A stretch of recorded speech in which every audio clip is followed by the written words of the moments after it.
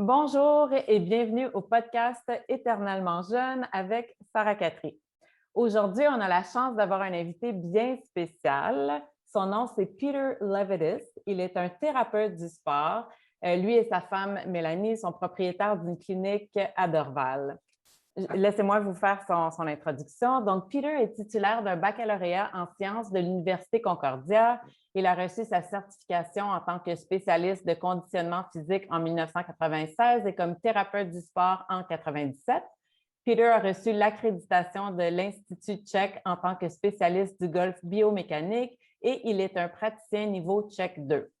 Peter a eu l'honneur de faire partie de l'équipe de préparation physique pour les Canadiens de Montréal et les Bulldogs de Hamilton. Il a aussi été le thérapeute du sport et préparateur physique pour l'équipe de voile Bateau Star canadien pour les Jeux olympiques de 2012. Peter est co-auteur du livre Get with the Program, qui a fait la liste des 4 Amazon bestsellers et a remporté un prix Quilly. Ses articles sont en vedette dans les journaux locaux et dans la revue Best Health Canada, que j'adore d'ailleurs. Donc, Peter, bienvenue. Merci beaucoup d'accepter de participer à ce podcast. C'est un honneur, Sarah. Merci beaucoup pour m'avoir. Super. Alors, première question que je dois te poser, est-ce que tu peux nous expliquer exactement qu'est-ce que fait un thérapeute du sport? Oui, sûrement. Un thérapeute du sport, bien, premièrement, on a fait notre formation à l'Université Concordia, moi et ma femme Mélanie. Ça fait 20 ans qu'on est dans le business avec notre entreprise. Et puis, oui, alors, on a pris à Concordia, l'Université Concordia, on a pris comme des cours d'anatomie, physiologie, puis on a appris comment bien traiter des blessures orthopédiques. Alors, un thérapeute sport, ça fait partie une partie médicale, une équipe médicale qui va traiter, évaluer des blessures, soit aiguës ou chroniques. Alors, de notre part, nous, moi puis Mélanie, puis on a des collègues qui sont des thérapeutes sport, qui travaillent dans des cliniques, comme les physios, les ostéopathes, les chiropracticiens, alors avec leur propre trade, comme on dit en anglais. Mais les thérapeutes de sport aussi, on a la capacité d'être sur le terrain d'un jeu de football, un jeu de match de hockey. Alors, s'il y a quelque chose qu'un athlète va subir, soit une fracture, une séparation de l'épaule, une commotion cérébrale, quelque chose un peu plus grave comme spine, quelque chose au niveau de la colonne vertébrale, alors on est les premiers répondants sur le terrain, puis on stabilise l'athlète, on stabilise la personne jusqu'au point où l'ambulance va venir. Alors ça, c'est quelque chose qu'on fait pendant les matchs. On est en arrière du banc. Vous allez souvent voir des thérapeutes en arrière d'un banc pour un match de soccer, même le tennis, même n'importe quel sport professionnel. Il y a toujours des thérapeutes sport qui sont là. Après ça, dès que la personne est mieux, ça va mieux, on a traité la blessure aiguë, on les rentre dans la clinique, puis on les traite en thérapie. On a des techniques de manuel, on a des techniques où on utilise des appareils, des ultrasons, des choses pour la guérison. Après ça, on prend l'athlète, puis on commence à faire un réétablissement, un reconditionnement de la personne jusqu'au point où ils sont, où elles sont plus à l'aise avec le mouvement. Puis après ça, on atteint le but spécifique pour retourner au jeu. OK. Alors, si je comprends bien, les gens viennent vous voir pour guérir des blessures. Les gens ne viennent pas vous voir pour la prévention. Oui, puis non, parce que les exercices, la correction des exercices, puis du côté postural, c'est de la correction, puis prévention aussi. Alors, si on correcte quelque chose, c'est à cause qu'on veut prévenir une blessure qu'on peut avoir dans le futur. Alors, les thérapeutes sport travaillent avec les gens qui sont actifs, mais ça exclut pas la population générale. C'est pas juste les athlètes professionnels ou amateurs qu'on travaille avec. C'est monsieur, madame, tout le monde qui vient nous voir, qui veut jouer du tennis avec leurs amis, qui veut jouer du golf, faire du jardinage. C'est le temps pour le jardinage. Alors, des blessures comme ça qu'on voit qui sont plutôt orthopédiques, anatomiques, qu'on peut traiter. OK. Alors, c'est OK, comme je sais que vous travaillez beaucoup avec les athlètes, comme tu viens d'expliquer, mais pour monsieur et madame tout le monde, quelles sont les blessures que vous voyez le plus souvent à Ah, la clinique? ah. Presque tout. C'est drôle parce que souvent, on a comme des semaines ou des mois où il y a toujours un peu une blessure qu'on voit plus que jamais. Soit l'année passée, on a vu comme 3 déchirures tendons d'Achille dans un mois, 2 mois. Alors, ça peut venir comme ça.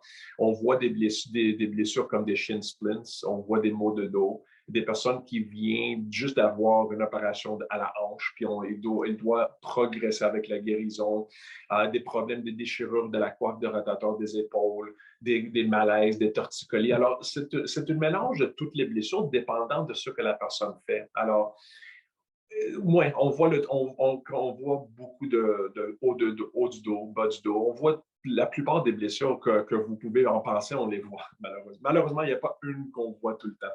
OK, il n'y a pas une blessure populaire là, que tout le monde, c'est une Mais ça variété. dépend de la semaine. Il y a des semaines, comme je dis, il y a des semaines où on Oui. va trouver comme des foulures de la cheville à cause que les personnes sont plus dehors en marchant, en faisant, dépendant de la saison. C'est le mois d'avril, le mois de mars, avril, la neige va fondre, les personnes sont sorties, alors on voit des torsions articulaires pour les joueurs de tennis, les joueurs de golf, les coureurs, les coureuses qui vont avoir des problèmes peut-être au niveau de la cheville, au niveau de la hanche, à cause que c'est une question de saison. Alors ça peut être quelque chose qu'on voit plus souvent. Mais alors, est-ce que je peux comprendre que les blessures vont avec les sortes de sports? Comme est-ce qu'il y a des blessures plus populaires pour les golfeurs, d'autres pour les coureurs? Souvent oui, parce qu'il y a toujours un effet. Alors, un joueur de golf, c'est Mhm. quelqu'un qui va faire une rotation explosive dans une direction uniquement. Alors, si la personne a comme est pas capable de bouger son cou et des raideurs haut de la colonne, des hanches qui ne bougent pas comme il faut, là, on va avoir des usures, comme les épicondylites, les problèmes d'épaule, les problèmes de poignet. Alors, ça dépend du sport aussi. Mais on peut toujours avoir quelqu'un qui va avoir un tennis elbow qui ne joue pas du tennis parce qu'il y a une usure des extenseurs de l'avant-bras à cause qu'ils font quelque chose chez eux, à la maison, d'autres choses. On l'appelle un tennis elbow, juste pour vous donner l'exemple, parce que c'est souvent, on voit ça avec des joueurs de tennis, mais c'est pas juste à cause du tennis, c'est juste une usure de l'articulation. Alors, le sport même, le sport même va exposer des blessures. Un joueur de tennis peut être des foulures de la cheville, comme un joueur de soccer ou une joueuse de soccer, quelqu'un qui a mal au dos ou mal aux hanches, quelqu'un qui fait du jardinage ou quelqu'un qui veut courir. Alors, quelqu'un qui court, je vous donne un exemple, quelqu'un qui court, souvent, va avoir des blessures niveau bassin puis plus inférieur. Mhm. Alors, les problèmes d'épaule puis les problèmes de coude, on ne les voit pas souvent avec les coureurs parce qu'on n'utilise pas les bras comme les jambes quand on court. Alors, ça dépend le sport aussi. OK, c'est intéressant. Puis, je sais que quand les gens viennent vous voir pour une blessure, comme par exemple, ma fille est souvent allée à votre clinique parce qu'elle danse quand même assez intensément, puis elle a souvent eu des blessures à cause de la danse. Puis je sais que là, les thérapeutes du sport, toi ou quelqu'un d'autre à la clinique, vont faire des manipulations comme pour guérir la blessure. Mais après ça, elle a des exercices qu'elle doit faire, comme vous leur donnez une prescription d'exercice. Donc, qu'est-ce qui est plus important? Est-ce que c'est le traitement ou c'est le suivi des exercices après? Moi, je dirais que pour être politically correct, je dirais que les deux sont importants, mais des fois, on a des gens qui viennent nous voir qui n'ont pas la capacité de vraiment aller atteindre les muscles ou travailler comme des mesures de faire d'étirement parce qu'il y a des blocages ou des raideurs. Alors, nous, on travaille à débloquer Mhm. les articulations pour que les étirements, on peut avoir un effet après. Alors, lorsque la personne est dans la clinique, ce qu'on fait, on évalue la situation, on fait des traitements, on travaille nos techniques manuelles pour voir, OK, là, ça va mal, là, ça va bien, on voit une ouverture de la hanche, excellent. Alors là, on va vous donner un exercice pour telle articulation. Alors, ce sont les choses on peut faire pendant la session de thérapie dans la clinique. Mais par contre, pour nous voir une fois par semaine ou 2 fois par semaine ou une fois par 2 semaines, oui, ça peut aider, mais c'est plutôt les devoirs qu'on doit faire à la maison pour voir que la prochaine fois qu'on voit l'athlète ou la personne ou la cliente ou le client, on sait qu'ils ont progressé, puis on peut progresser avec notre session de thérapie. Alors, c'est comme un professeur de mathématiques. T'sais. Alors, si j'étais un professeur de mathématiques, je donnerais des problèmes à faire à la maison. Les étudiants vont aller chez eux, ils vont faire les problèmes. Après ça, ils reviennent, on va faire un petit test. Il doit passer le test avec 85%. S'il passe l'examen, on y va à chapitre numéro 2. Alors, c'est comme ça que ça marche avec les exercices. OK. Puis est-ce que les gens, comme tu dis, est-ce que les gens adhèrent bien au programme? Est-ce que les gens font leurs devoirs en général? Ça dépend. Ça dépend. Il y a des Ouais. gens qui sont un peu pressés pour le temps. Alors, si on voit que ce sont des personnes qui sont trop pressées, on identifie ça, puis on essaie de leur donner le maximum beneficial dose au lieu de faire une centaine d'exercices. Il y a d'autres personnes qui sont vraiment keen là-dedans, qui veulent faire n'importe quoi. Les personnes adhèrent souvent parce que la douleur est intéressante parce que quand on est en douleur, on aimerait faire n'importe quoi pour aider la situation. Alors, si c'est nécessaire que je suis un père, un nouveau père, j'ai un nouveau-né à la maison, mais j'ai mal au dos, bien là, j'aimerais être capable de pencher ou m'asseoir à terre pour jouer avec mon enfant. Je vais faire n'importe quoi pour guérir mon dos, mes hanches, pour que je sois capable de jouer avec mon enfant. Alors, des fois, c'est une urgence. Alors, si la personne voit ça une urgence, super. Si les personnes veulent faire juste des étirements parce que c'est douloureux, puis ils s'en foutent des autres choses, that's okay too. Mais l'adhération aux exercices va sûrement aider avec la guérison, for sure. OK. Ah, c'est intéressant. Puis, je sais qu'il y a des athlètes, il y a des gens, monsieur, madame, tout le monde, comme on disait tantôt, mais il doit y avoir des erreurs qu'on fait comme dans notre vie de tous les jours, comme tu parlais du jardinage, tu parlais, tu sais, comme qu'est-ce que tu vois le plus souvent, les erreurs que les gens font dans leur vie de tous les jours qui font que ça leur donne des blessures? Je pense pas que ce sont des erreurs parce qu'on n'est pas des robots non plus. On ne veut pas être des robots. On ne veut pas que tout le monde. C'est presque impossible de demander à la personne de se tenir comme un robot toute la journée, obviously, par cause des ordinateurs, des choses. Mais les choses qu'on voit, ce sont des choses secrètes. Alors, la position de sommeil. Moi, personnellement, j'étais toujours sur mon ventre. Alors, lorsque j'étais sur mon ventre, j'avais la tête tournée d'un côté pour respirer. Alors, toute ma vie, jusqu'au point où j'ai noté que ce n'était pas une bonne chose, toute ma vie, j'avais une rotation de ce côté. Alors, si vous allez voir, j'ai un manque de rotation de l'autre côté. Alors, j'ai programmé ma colonne d'être plus à l'aise avec une rotation de ce côté. Ça, c'est quelque chose qui va m'affecter éventuellement. Mais par contre, si je n'utilise pas mon cou, si je suis quelqu'un qui fait juste le course à pied, OK, il n'y a pas question. Mais si je suis quelqu'un qui veut faire de la natation, qui veut tourner ma tête en regardant derrière moi pendant que je conduis une voiture. La natation, on a besoin d'avoir une bonne rotation du cou. Sinon, on va hyper utiliser les épaules qui vont causer des compensations. C'est là l'erreur, c'est plutôt identifier les choses qu'on n'est pas conscient. Alors, pour les femmes, des fois, même les hommes, si on porte un laptop bag sur un sac à main sur l'épaule, on n'a pas besoin d'avoir un sac à main qui est vraiment lourd. Ça peut être vide. Mais le fait qu'on veut le tenir sur l'épaule, on va lever l'épaule un tout petit peu pour que ça ne glisse pas. Alors, imaginez si quelqu'un marche pendant qu'ils font ou elles font leur commission, 1 heure, 2 heures par jour, 7 fois par jour, le corps va comprendre que ça, c'est considéré normal, mais ce n'est pas normal. Une autre chose qu'on voit souvent, c'est que les gens vont se tenir sur une jambe. On appelle ça un gossip test. Alors, si vous pouvez me voir, les gens sont tenus comme ça, puis ils se tiennent toujours sur un côté. Ça débalance le bassin. Puis pour la personne qui fait le course à pied, ça, c'est important. Parce que là, on va programmer une hanche d'être un peu plus élevée que l'autre. Le bassin est un peu plus élevé. Puis là, à chaque fois qu'on atterrit à terre, parce qu'en courant, les 2 jambes doivent être assez pareilles, si on a une hanche qui ne fonctionne pas comme il faut, le genou va prendre la relève, on va avoir des shin splints, on peut avoir une fasciite plantaire, juste à cause qu'il y a un dénivellement ou un débalancement du bassin. Alors, des choses comme ça qu'on fait quotidiennement, qu'idéalement, on aimerait identifier. La posture à l'ordinateur, Puis c'est pas juste l'ordinateur. Même en lisant un livre, il y a 20 ans, on n'avait pas d'iPad, mais les personnes étaient sur le sofa puis lisaient avec la tête penchée comme ça. La chose, c'est qu'avec les ordinateurs, on le fait plus souvent maintenant.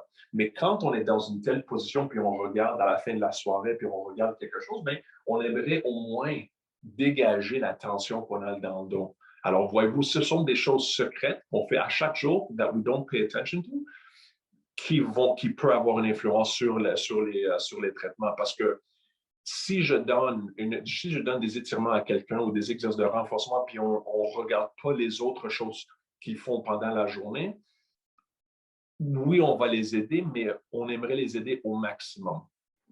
Mais ça, c'est des choses que c'est difficile pour nous, les gens, de savoir tant qu'on ne t'a pas vu, toi. Tu sais, comme il y a beaucoup de choses que je dois faire, moi, mais comme le sac à main, mon Dieu, pendant des années, j'avais toujours comme un sac à main trendy, mais très gros et lourd, puis je me promenais partout avec, mais à un moment donné, j'ai réalisé comme par moi-même que c'était pas bon, puis maintenant, forget trendiness. Maintenant, c'est juste qu'est-ce qui est utile. Mais je veux dire, tu sais, dormir sur le ventre, je sais, je t'ai déjà entendu le dire, donc je le sais, je fais attention à ça, mais il y a beaucoup de choses que comment on fait pour le savoir? J'imagine que les gens le savent seulement un coup qu'ils ont une blessure, puis là, ils vont vous voir, puis là, c'est après ça qu'ils peuvent le corriger. Oui, puis notre but, c'est l'éducation aussi. Hein. Alors, s'il y a quelqu'un qui vient nous voir avec, comme on parle d'un sac à main, ben, il y a quelque chose, si ça fait partie de la problème, puis on peut dégager l'épaule ou le problème au niveau du cou ou whatnot, ben, on va traiter la personne, on va leur donner des exercices posturels, mais on va leur demander de peut-être acheter un sac à main qui va cross messenger style.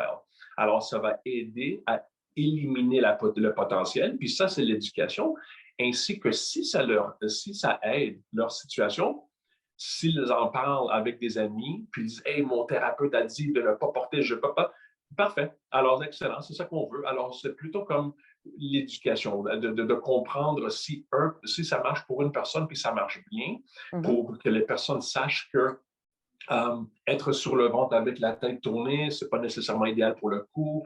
Pencher d'un côté, supporter sur une jambe, ce n'est pas nécessairement idéal. It's not going to kill us, mais ce n'est pas nécessairement quelque chose qu'on veut avoir. On veut avoir une bonne symétrie dans le système pour éviter des compensations. Alors, le plus que les gens en parlent, le plus d'éducation on peut sortir aux gens partout.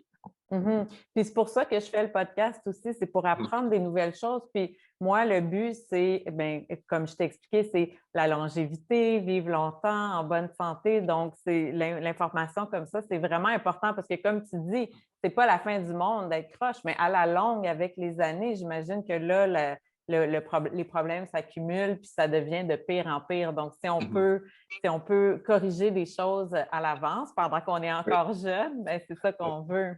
Oui. Mon autre question, c'était, mais là, pendant la pandémie, tout le monde travaille de la maison. Est-ce que vous voyez à la clinique plus de problèmes par rapport à ça parce que les gens ne sont pas bien organisés à leur nouvelle place de travail?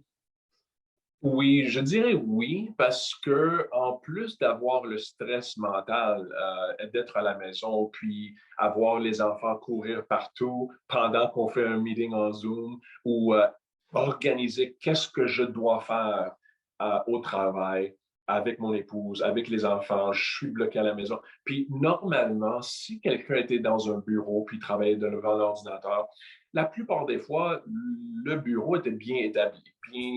L'ordinateur était bien mis. Il y avait comme des trucs, des espèces sur le bureau pour l'ergonomie, alors ça allait bien. Mais la plupart des personnes, immédiatement après le COVID, ils sont retournés chez eux, mais la plupart des fois, ils ont été sur le lit, sur le sofa, sur le dining room table, sur la table de cuisine. Alors, ce n'était pas idéal. Alors, du côté postural, on a perdu la capacité d'être un peu plus à l'aise avec les ordinateurs. On ajoute le stress avec ça. Puis le fait que les personnes travaillent un peu plus, par contre, parce que ils n'ont pas besoin de réveiller les enfants, on n'a pas besoin de prendre la voiture, de sortir, de faire des choses. Alors, des fois, les gens se lèvent tôt le matin à 7 heures, commencent le travail, puis ils en vont pour travailler un peu plus longtemps. Alors ça aussi, on a vu des issues au niveau du couple postural. On a vu aussi les personnes à cause du COVID, on n'avait pas le moyen de faire l'activité qu'on voulait. Alors la plupart des personnes couraient, marchaient ou faisaient du vélo. Mais on a vu une augmentation. Alors disons que quelqu'un normalement marcher pour 30 minutes, c'est bon pour la santé, sûr et certain. Mais là, à cause du COVID, la plupart des personnes ont commencé à marcher pour comme 2 heures. Alors, d'aller de 30 minutes à 2 heures, c'est à peu près une augmentation de 400%. Alors, on a vu des usures au niveau des genoux, des chevilles, des hanches, des fatigues qui se développaient à cause de ça aussi. Alors, il y a des choses qu'on a vues pendant la pandémie qui étaient un peu plus noticeable qu'on a vu dans le clinique. Ouais. OK. Ah, c'est intéressant parce que même moi, j'ai commencé à prendre des marches. Je suis déjà très active, puis je cours, je fais plein de sports, mais là, j'ai commencé en plus à prendre des marches. Mais là, est-ce que tu me dis que c'est pas bon de prendre trop de marches, de trop marcher? Non, pas trop marcher, mais pas d'aller de 30 minutes à 2 heures dans un char. OK. Alors, pour avoir une augmentation normale, il faut avoir une progression, une bonne progression. Alors, même si je demande à quelqu'un de marcher 30 minutes, s'il commence à marcher 30 minutes, puis il décide d'aller pour 45 minutes, c'est pas une grosse différence, 30 à 45, mais le cerveau comprend que d'aller de 30 à 45 minutes, ça, c'est une augmentation de 50% déjà. Alors, voyez-vous comment le cerveau comprend les chiffres. Nous, on a la capacité de faire, les poumons on a assez d'endurance pour le faire, mais les jambes vont dire, mais là, wow, ça, c'est 50% de plus. Ça, c'est quelque chose que le corps commence alors, marchez beaucoup, non, allez-y, if you can, mais on devrait avoir une bonne progression logique avec le mouvement. OK. Ah, OK. OK, mais ça, c'est bon à savoir parce que moi, j'ai tendance à en faire autant que je peux sans penser à Yep, ça, mais moi c'est aussi. vrai, puis ça m'apporte à ma prochaine question. Tu sais, moi, je deal beaucoup avec les femmes dans la quarantaine ou plus, puis tu sais, là, il y a beaucoup de questions par rapport à c'est quoi le meilleur régime d'entraînement. Là, on entend beaucoup que peut-être le cardio, ça ne serait pas si bon, peut-être que la musculation, c'est plus important parce qu'on doit préserver les muscles. Donc, je voulais savoir, comme venant d'un thérapeute du sport, c'est quoi l'idéal? L'idéal, la musculation est importante. Le Mhm. cardio, on ne peut pas négliger le cardio non plus parce qu'on a besoin d'avoir un bon système aérobique pour avoir un bon battement du corps, circulation sanguine. Mais la musculation, il y a des gens, femmes puis hommes, qui ont peur d'être trop musclé comme un culturiste. Si le but c'est d'être un culturiste ou quelqu'un qui fait du bodybuilding, là, la personne sait que je devrais faire 10 séries de 10 répétitions avec 200 livres dans mes mains. Ce n'est pas le but de tout le monde. Mais la musculation, c'est important pour les femmes, un peu plus pour les hommes, plus que 40 ans, 50 ans. C'est pour la capacité des capsules, la capacité des articulations, puis l'ostéoporose ou l'ostéopénie, mais aussi la densité des os, mais aussi la tolérance des muscles puis les articulations pour la longévité. Alors, ce n'est pas juste pour to look good, ça fait du bien, if you look good, fantastic, mais aussi si j'ai une bonne tolérance puis j'ai tonifié mes épaules, mon haut du dos, je peux continuer à jouer du tennis avec mes amis, je peux continuer à faire de la marche, je peux continuer à faire de la natation ou du golf pour longtemps sans avoir des issues. Alors, c'est plus la musculation va aider ou l'exercice avec de la résistance va aider avec la tolérance des articulations. Puis c'est important de savoir qu'on n'a pas besoin d'être trop musclé non plus, mais vous allez le voir, vous allez voir un bon tonus, les bras, it's going to look good. Mais aussi, il faut être spécifique à la demande pour la personne. Alors, des fois, on entend des personnes qui veulent faire des exercices avec les bras, des biceps ou whatnot. Ils vont faire des exercices avec 5 livres ou 8 livres dans leurs mains, puis ils vont continuer à faire le même exercice pour 4-5 mois. Éventuellement, le corps va dire, ben là, c'est facile, ça, I don't feel any challenge. Puis 5 livres, il y a des personnes qui ont peur de lever plus que 5 livres, mais les commissions, if you're doing groceries, ben c'est sûr et certain qu'un sac un chose de Javel, ça pèse 15 livres. Alors, si on s'entraîne les bras d'être capable de lever 5 livres, mais on a besoin de lever quelque chose de 15 livres, on n'est pas préparé, puis les articulations, puis les muscles vont prendre la relève. And c'est là où encore on peut avoir une compensation. Alors, d'être de faire des exercices de résistance, ça aide beaucoup avec la guérison des blessures, ça aide avec la longévité ou la tolérance des articulations. Puis du côté personnel, it feels good, it looks good. Ouais. Mais alors, tu dis qu'on devrait, par exemple, toujours augmenter le poids qu'on soulève. Il faut. Oui, puis non. That's good. I'm glad you're bringing this is good parce qu'il y a des trucs qu'on peut faire parce que disons que je parle à quelqu'un qui fait du biceps 5 livres. On utilise ça comme un exemple. En anglais, il y a un principe qui s'appelle le FIT Principle. FIT Principle, c'est un acronyme pour F-I-T-T, frequency, fréquence, intensité, type, puis time, le temps qu'on fait l'exercice. Alors, ils appellent ça FIT Principles. Alors, disons que vous prenez quelqu'un qui a un programme existant maintenant. Alors, il y a un programme qu'il voit sur YouTube ou quelque chose qui en font. Alors, si la personne prend une des semaines, puis ils utilisent le principe de fréquence, qu'est-ce que ça donne? Le principe de fréquence, c'est que si la personne s'entraîne 3 fois par semaine, perfect. Mais si on ajoute une autre session d'entraînement pour en faire 4 par la semaine, on a augmenté la fréquence. Alors, automatiquement, il y a une adaptation qui doit arriver. So that's one thing you can do. Ça, c'est quelque chose qu'on peut faire. Intensité, ça, c'est le poids. Alors, disons que je lève 5 livres, je peux aller à 8 livres. Ça va changer l'effet de l'exercice, puis ça va causer une adaptation.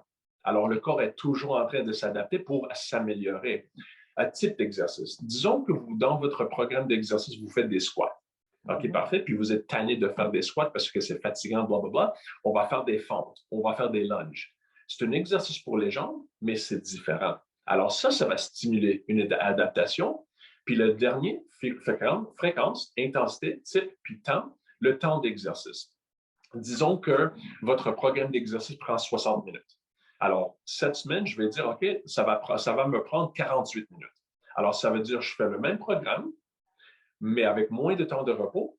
Alors, ça va me donner un peu plus de cardio lorsque je fais le même programme. Alors, voyez-vous comment le même programme, on a juste besoin de changer 4 variables, puis le programme va devenir pratiquement nouveau. Et puis, comme ça va donner, it's going to incite you pour s'entraîner mieux. Ça va être moins tenant comme exercice. It's going to be more exciting to do. Alors, ce n'est pas juste augmentation de poids, c'est juste des changements des paramètres que vous pouvez faire, que si vous avez un programme existant, ça devient un nouveau programme. Puis ça, c'est l'adaptation qu'on veut avoir. Puis c'est comme ça que le corps va s'améliorer. OK. Mais donc, ce que tu dis, c'est qu'on doit seulement changer une des 4 variables. On n'a pas besoin de changer les 4. Exactement. Exactement. Des fois, c'est trop. À chaque semaine ou à chaque mois? Peut-être. Alors, disons que vous avez un programme, puis on prend le FIT Principle, il y a 4 principes, on prend 4 semaines. Alors, la première semaine, on augmente la fréquence. La deuxième semaine, on augmente l'intensité avec tous les exercices. La troisième semaine, on va faire des lunges au lieu des squats. Puis la quatrième semaine, on va faire nos programmes dans 48 minutes au lieu de 60 minutes. À chaque semaine, chaque programme va devenir totalement brand new. Puis c'est le fun. Ça va être plus fun de faire. OK, c'est de la bonne information. Puis dans ce cas-là, est-ce qu'on peut dire que le cardio peut se faire en même temps que la musculation ou c'est mieux d'aller aussi comme courir un peu ou faire du sport plus cardio? Ça dépend du but de la personne. Alors, puis c'est aussi la qualité de vie, puis qu'est-ce qui se passe dans leur vie. Alors, disons que quelqu'un est vraiment occupé avec la famille puis le travail, puis ils ont juste 3 jours à s'entraîner. Là, on va dire, on va faire un programme d'exercice qui va être peut-être un peu plus raccourci, 35 minutes. Puis le restant des minutes, s'ils ont 1 heure dédiée à leur programme, on peut dire que peut-être 35 minutes, ils vont faire comme l'exercice de résistance, musculation, puis le 25 minutes qui en reste, va faire un peu de cardio. Alors, 3 fois par semaine. Si la personne a la capacité d'avoir 1 heure à chaque jour pour dédier à l'exercice, peut-être qu'on peut leur demander de faire lundi, mercredi, vendredi la musculation, les exercices de résistance. Les autres jours, le cardio. Alors, mix and match, on peut le changer. OK. Donc, il n'y a pas juste une façon, il y a plein de façons qu'on peut s'entraîner puis être en bonne santé. Variety is the spice of life, oui. Oui, c'est vrai, j'aime ça.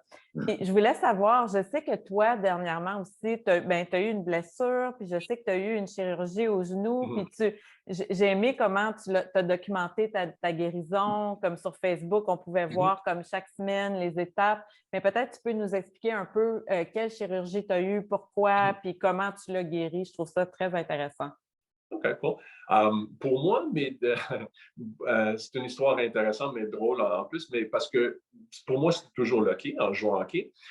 Mes deux genoux avaient des problèmes ACL. Alors, j'avais des opérations des deux. Ma jambe droite, qui est la bonne jambe, j'ai subi l'opération quand j'étais à l'école. Alors, en apprenant la thérapie du sport, puis c'est là où j'ai rencontré mon business partner, puis ma femme, Mélanie. Alors, elle m'a aidé avec ma guérison, puis on est devenus des amis de là, and then we took it from there. Alors, c'est le fun. Alors, ma jambe droite, parfaite. J'avais des amis, j'avais Mélanie, j'avais tout le monde qui m'aidait. Puis, en plus, j'étais dans le métier.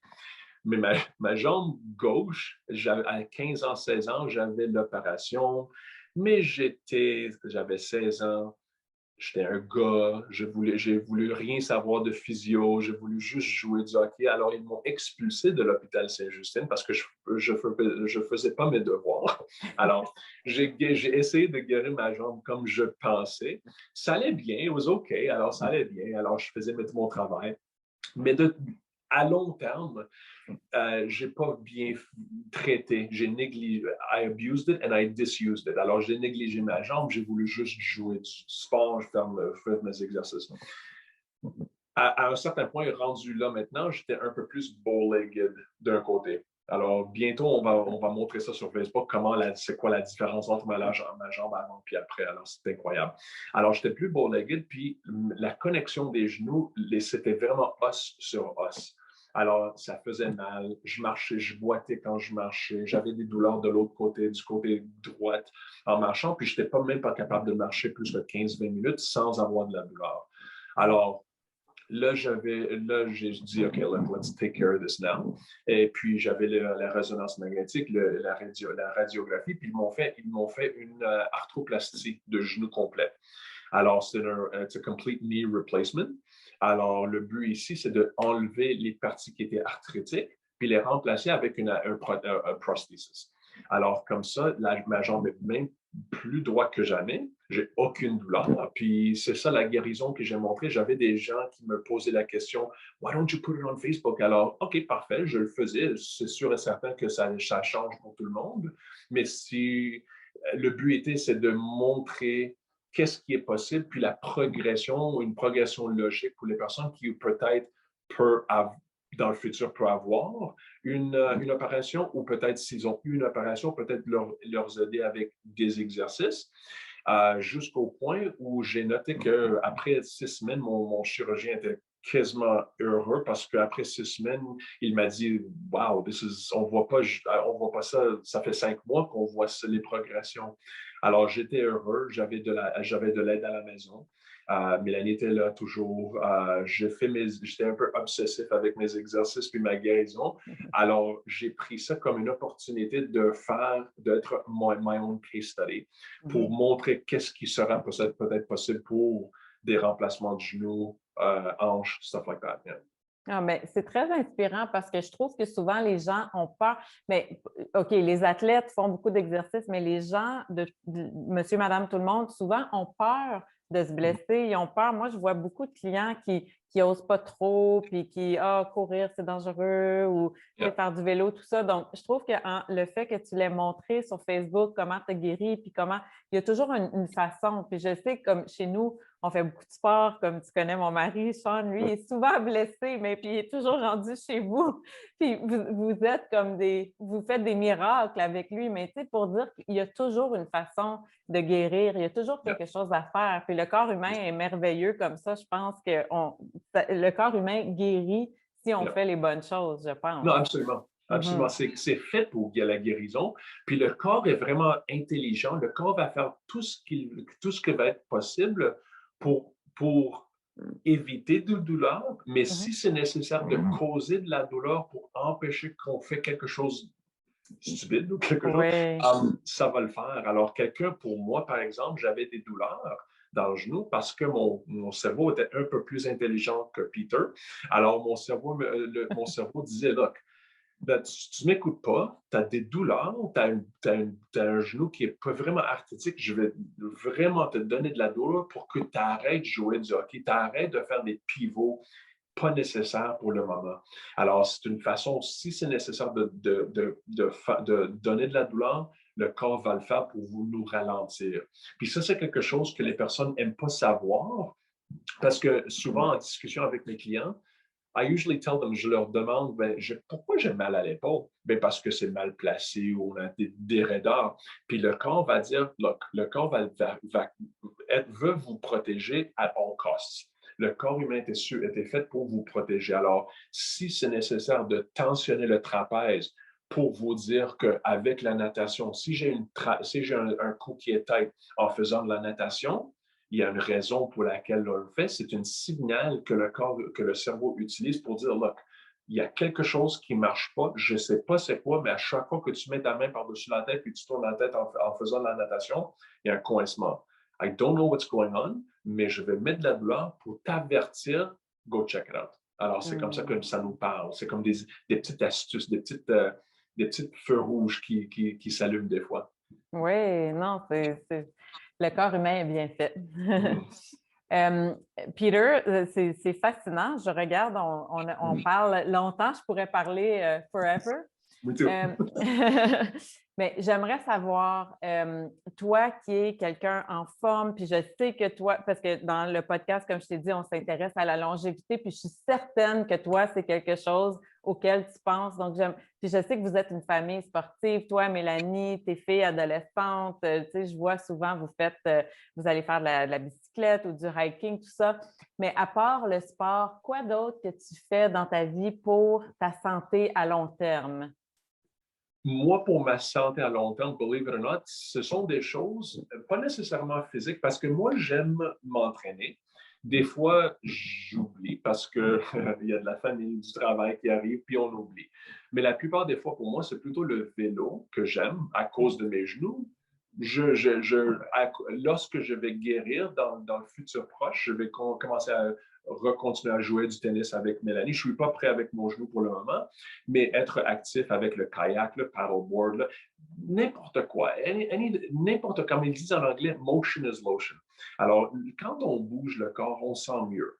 Alors, on bouge les articulations. On n'a pas besoin d'être un athlète professionnel pour jouer à un sport, mais moi, personnellement, j'aimerais faire n'importe quoi. Puis là, maintenant, j'ai l'opportunité, à cause que mon genou a plus mal, puis j'ai un nouveau genou, comme Robocop, j'aimerais prendre cette opportunité d'aller chercher des choses que je n'étais pas capable de faire, comme le course à pied, but pas beaucoup, peut-être 5 km, parce que je ne veux pas me reblesser, mais juste pour savoir, je suis capable de le faire. Ski de fond, les raquettes, jouer un peu de tennis ou un peu de golf avec la famille. Alors moi, personnellement, c'est ça que je fais, mais pour moi, pour la santé, comme votre podcast qui est vraiment pour à long terme, j'avais toujours des issues avec le sommeil. Alors, pour moi, je suis tellement quelqu'un qui est tôt le matin. Je me lève à 4h45, 5h. J'aime le matin.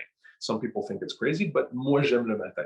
Mais c'est ma faute que des fois, à la fin de la soirée, souvent, je me couche à comme 11h, 11h30. Ça ne me donne pas beaucoup de temps pour dormir. Alors, il fallait changer mes habitudes. Alors là, maintenant, je commence à dormir un peu plus tôt. Alors, j'élimine as much as I can l'électricité ou l'électrotechnologie. J'ai des sudoku, j'ai des mots croisés que je fais avant de dormir. Le matin, j'ai un petit journal. Ça prend 2 minutes pour écrire des choses que je veux écrire dans le journal. Alors, c'est plutôt ça que j'aimerais pour ma santé mentale, pour mieux être capable de fonctionner pour être capable de fonctionner physiquement. Does that make sense? Alors, Oui. les sports, c'est le fun. Mais il y a d'autres choses que j'ai besoin pour ma santé, comme mieux manger. Alors, on a commencé à manger plus de légumes partout avec la famille. C'est tellement incroyable. Même les enfants sont on board. Alors, on mange plus de légumes qu'avant, plus de fruits. On y va sur des sites Internet pour trouver des façons de mieux cuisiner avec des légumes, des fruits, des choses comme ça. On mange toujours un peu de poisson, un peu de viande, mais un peu plus d'eau, on boit plus d'eau. Pour moi, c'est plutôt dormir un peu plus pour que je me réveille le matin refreshed, au lieu d'être fatigué le matin, whatever. Parce que ça, à long terme, ça va promouvoir un meilleur esprit de vie, un meilleur esprit de fitness. Puis comme vous dites dans votre podcast, c'est plutôt pour le long terme. C'est pas juste pour demain ou pour un race que j'ai au mois de août pour faire un triathlon. C'est à long. J'aimerais faire le triathlon, mais à long terme. Jusqu'au point où j'ai 99 ans. Je veux continuer jusqu'à ce point-là. Yes! Moi aussi! J'adore ça. Non, puis le sommeil, c'est vrai, c'est tellement important. Puis moi aussi, je suis comme toi, je me lève très, très tôt le matin, sauf que moi, le soir, je m'endors très tôt. Donc, j'ai pas le même problème que toi le soir, mais l'autre problème, c'est que je m'endors trop tôt le soir. Mais non, le sommeil, c'est vraiment super, super important. Puis même pour tout ce qui est pour le cerveau, puis les nouvelles cellules du cerveau qui se produisent avec plus de sommeil, tout ça. Donc, c'est vraiment intéressant. Peter, merci beaucoup, beaucoup. Quelle interview intéressante. Tu nous as amené plein de nouvelles informations, tout ça. Donc, j'apprécie beaucoup. Ah oui, puis je voulais aussi mentionner, c'est ça, leur site web, c'est lesspécialistesdusport.ca, c'est ça? Ou bien juste sportspecialist.ca. Sportspecialist.ca. Puis ils font de la magie, donc check them out, ils sont incroyables. Merci. Donc, merci beaucoup et à la prochaine. Absolument. Merci, Sarah. Merci.